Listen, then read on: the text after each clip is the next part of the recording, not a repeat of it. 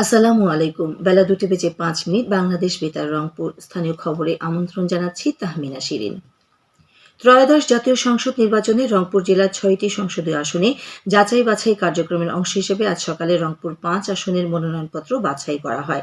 এ বাছাই কার্যক্রমে 11 জন প্রার্থীর মধ্যে জামায়াত ইসলামী, বিএনপি ও জাতীয় পার্টির প্রার্থী সহ 9 জনের মনোনয়নপত্র বৈধ বলে ঘোষণা করেছেন রিটার্নিং অফিসার ও জেলা প্রশাসক মোহাম্মদ ইনামুল আহসান। এ সময় এবি পার্টি ও স্বতন্ত্র প্রার্থী 2টি মনোনয়নপত্র বাতিল করা হয়। এই বাছাই কার্যক্রম পর্যবেক্ষণ করেন ইউরোপীয় ইউনিয়নের প্রতিনিধি মিস্টার একার্ড।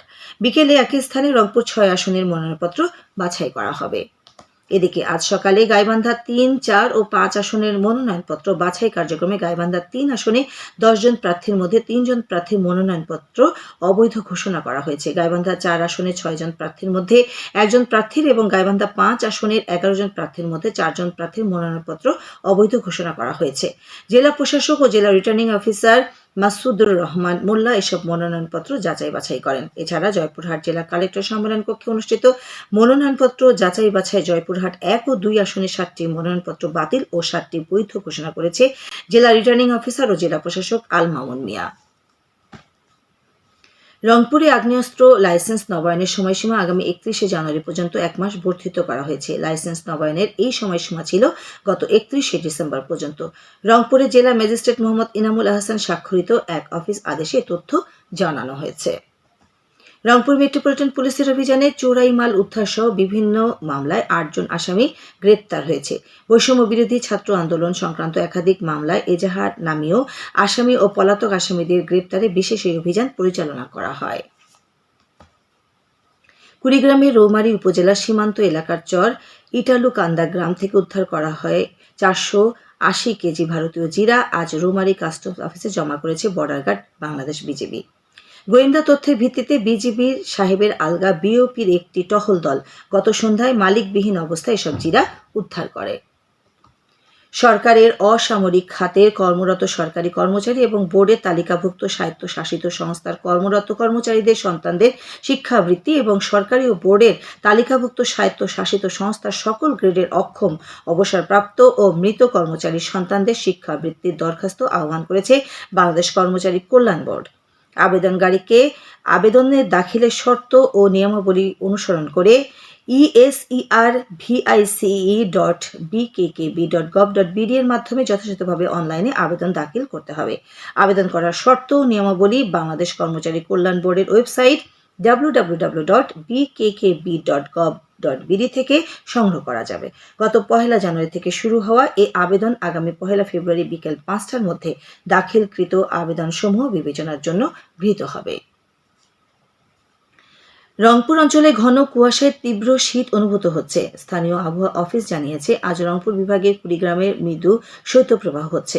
সকাল 6টায় কুড়িগ্রামের রাজারহাটে বিভাগের সর্বনিম্ন তাপমাত্রা রেকর্ড করা হয়েছে 10 ডিগ্রি সেলসিয়াস।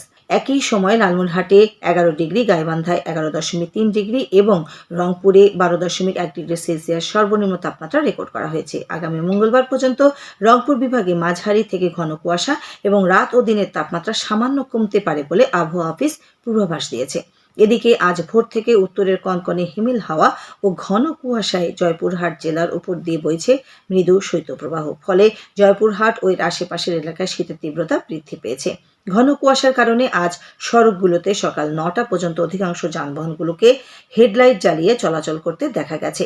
নওগাঁর বদলগাছি আবহাওয়া অফিসের তথ্য অনুসারে আজ সকাল 6টায় জয়পুরহাটের সর্বনিম্ন তাপমাত্রা রেকর্ড করা হয়েছে 9 ডিগ্রি সেলসিয়াস। এছাড়া শীতের কনকনে হিমেল হাওয়ায় কুড়িগ্রামে জনজীবন কাহিল হয়ে পড়েছে।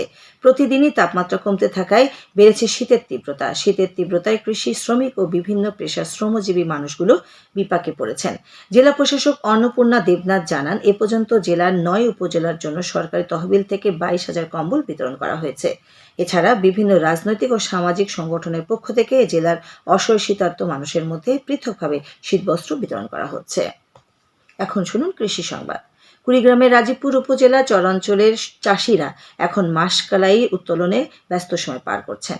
চলতি মৌসুমে এই উপজেলায় প্রায় 155 হেক্টর জমিতে ডাল জাতীয় ফসল মাসকালাই চাষ করা হয়েছে। কৃষি সম্প্রসারণ অধিদপ্তর আশা করছে আবহাওয়া অনুকূলে থাকায় এই উপজেলা থেকে এবারে প্রায় 300 মেট্রিক টন মাসকলাই উৎপন্ন হবে। চাষ সফল করতে কৃষি সম্প্রসারণ অধিদপ্তর উন্নত মানের বীজ সরবরাহ সহ প্রয়োজনীয় কারিগরি সহায়তা প্রদান করেছে। সবশেষে আবহাওয়া। আজ সন্ধ্যে 6টা পর্যন্ত পূর্বাভাসে বলা হয়েছে দেশের নদী অববাহিকায় হালকা থেকে মাঝারি ধরনের কুয়াশার কারণে সকাল 10টা থেকে পরবর্তী 4 থেকে 5 ঘন্টা দৃষ্টিসীমা 300 মিটার অথবা আরও কম হতে পারে। এসব এলাকার নৌযানসমূহকে সাবধানে চলাচল করতে বলা হয়েছে, তবে কোনো সংকেত দেখাতে হবে না। খবর শেষ হলো। আমাদের পরবর্তী স্থানীয় খবর প্রচারিত হবে সন্ধ্যে 7টায়।